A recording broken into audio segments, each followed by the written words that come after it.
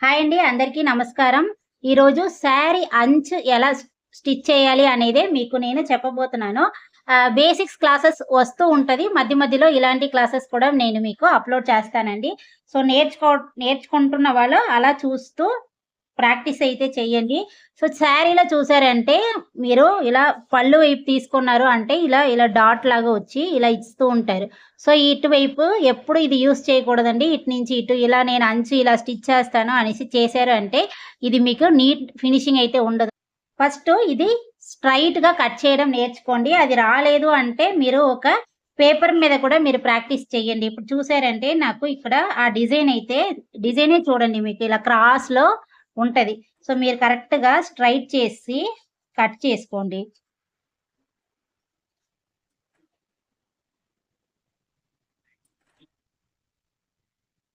ఎంత టైలరింగ్‌లో theory, practical ఉన్నట్లు మీరు ఎంత టైం ఉన్నప్పుడల్లా మీరు ప్రాక్టీస్ అయితే చెయ్యండి. సో, సిజర్‌ని ఇలా స్లోగా ఆ డాట్ ఉంది చూడండి. దాని పక్కన నేను కట్ చేస్తున్నాను. లేదా దాని పైనే కూడా మీరిలా కట్ చేయండి. కొంతమంది చూసారంటే ఇలా సర్రుమని కట్ చేస్తూ వెళ్తూ ఉంటారు. సో, అదంతా మీరు రాను రాను ట్రైనింగ్ అవుతున్న కొలది మీరు ప్రాక్టీస్ అయితే చెయ్యండి గానీ, స్టార్టింగ్‌లో ఎలాంటి ప్రయోగాలు చెయ్యొద్దు.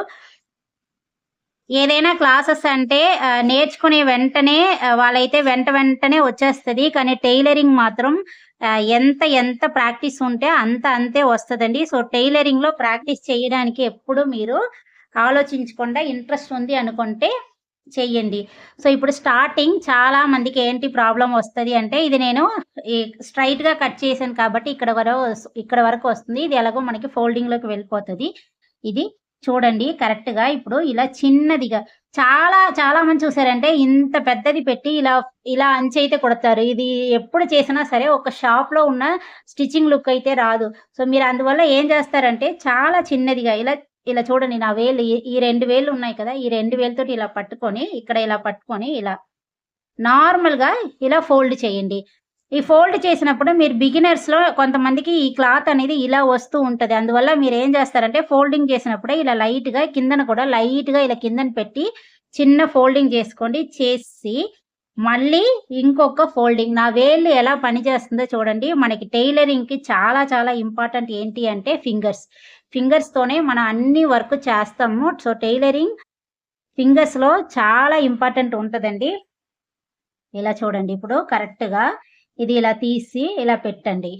ఇలా పెట్టి కార్నర్‌కి లాక్ వేయండి. లాక్ స్టిచ్ వేసుకోండి. ఇలా లాక్ అంటే ఒకే దగ్గర ఒక 2 స్టిచ్‌లు వేసినట్లు వేసారంటే మీకు అది ఈజీగా ఉంటదనమాట అందుకోసం. సో, ఇప్పుడు ఈ క్లాత్ ఉంది కదా! ఈ క్లాత్‌ని ఇలా, ఇలా లైట్‌గా చిన్నదిగా మీరిలా పామేసి ఈ ఎడ్జ్ ఉంది చూడండి. ఇప్పుడు ఈ ఎడ్జ్ ఉంది అంటే మీరేం చేయాలంటే ఇలా ఎంత వరకు ఇలా ఫోల్డ్ చేసి మళ్ళీ ఇలా ఫోల్డింగ్ చేశారంటే పట్టుకొని ఇలా టైట్‌గా అంటే మరీ ఇలా లాగలేదు. నార్మల్‌గా ఇలా అంటే ఇప్పుడు ఒక పువ్వుని లాగారు అంటే తెగిపోకుండా దారం ఎంత ఉంటదో అంత లాగారంటే చాలు. సో, ఇలా లాగారు అంటే మీకు ఆటోమేటిక్‌గా అది ఎలా ఉంది అలా వచ్చేస్తది. స్టిచ్చింగ్ చేయడానికి ఈజీగా ఉంటది చూడండి. సో, ఇప్పుడు ఇక్కడ వరకు వచ్చిసిందా? నేను చిన్నవే స్టిచ్ చేయగలను. బిగినర్స్ కాబట్టి చిన్నవే చేయగలను అంటే ఇంత దూరంలో ఇలా వేలు పెట్టి ప్రెస్ చేసుకోండి. ఇక్కడ ఫింగర్ వదలొద్దు. సో, ఇలా స్లోగా ఇంత దూరం వచ్చియండి. వచ్చిన తర్వాత మళ్ళీ అప్పుడు ఇంకా ఉంది కదా! ఈ క్లాత్ ఏదైనా ఉందా? ఇటువైపు క్లాత్ కరెక్ట్‌గా ఇలా ఉందా? లేదా? అంతా చెక్ చేసి ఇలా పట్టుకోండి. ఇలా కరెక్ట్‌గా ఇలా పట్టుకున్నారంటే మీకది ఈవెన్‌గా ఉందో లేదో తెలిసిపోతది. ఇలా స్టిచ్ చేస్తూ రండి. ఇలా వెంటనే ఇలాంటియి ఉంటే ఇది స్టిచ్ చేసేయండి. వెంటనే అది స్టిచ్ చేయడం చూసుకోండి. ఇప్పుడు మళ్ళీ చిన్న ఫోల్డింగ్ ఇలా చేసి, మళ్ళీ ఇంకొక ఇలా లైట్‌గా ప్రెస్ చేసి, ఇంకొక ఫోల్డింగ్ చేసిన తర్వాత మీరు కొంతమంది చూసారంటే ఎలా గజిబిజిగా దీన్ని అంచు కుట్టిసిస్తున్నారంటే అంతలాగా అలా ఎప్పుడు ఇవ్వకండి. ఒక నీట్‌నెస్ మీకు మీరే ఫాలో చేసుకోండి. నేను ఇలా నీట్‌గా చెయ్యాలి. స్లోగా చేసినా పర్వాలేదు బిగినింగ్‌లో. తర్వాత ఆటోమేటిక్‌గా మీకు ఫాస్ట్ అనేది కంపల్సరీ వస్తదండి. రాకుండా మాత్రం పోదు.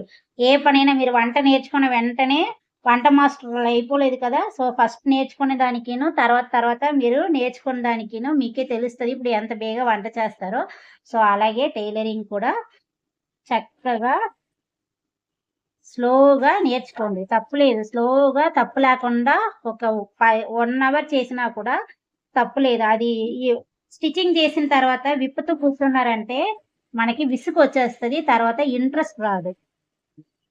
సో, చూడండి నేను ఎలా స్టిచ్ చేస్తున్నానో చూస్తూ రండి. చాలా చాలా సింపుల్‌గా ఇలా కరెక్ట్‌గా నేను ఇలా ఎడ్జ్‌లోనే వేయాలి. స్టిచ్చింగ్ అనేది ఎంత ఇలా ఎడ్జ్‌లో వేయగలుగుతున్నారో అంత ఎడ్జ్‌లో అయితే వెయ్యండి. చూడండి ఎంత కార్నర్‌కి ఎంత కార్నర్‌కి వేస్తున్నారో అంత నీట్‌గా ఉంటది.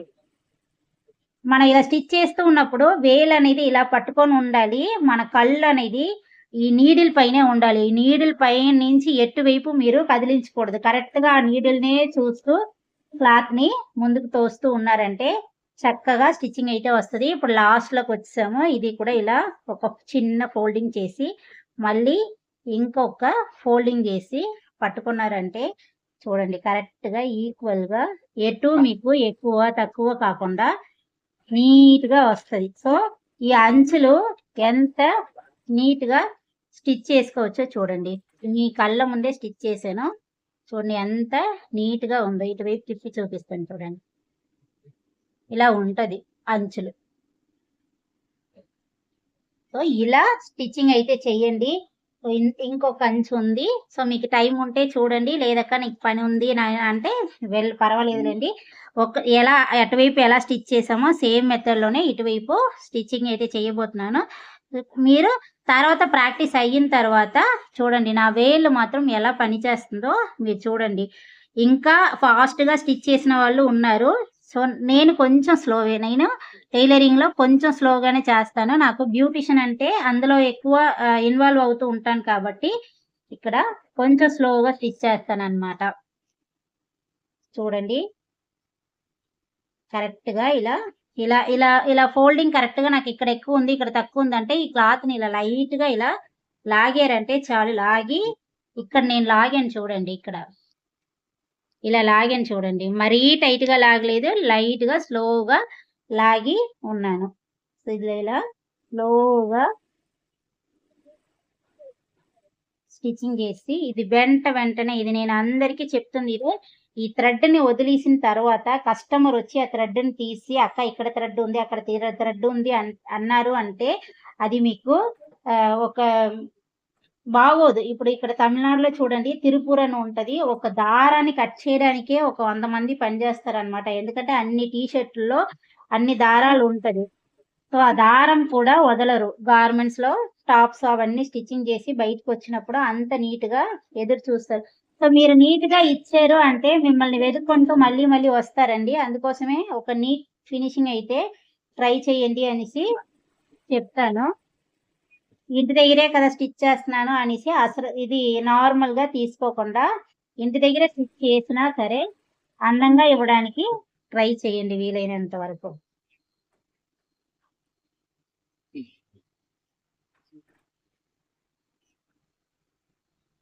కరెక్ట్‌గా ఇలా ఫోల్డ్ చేసి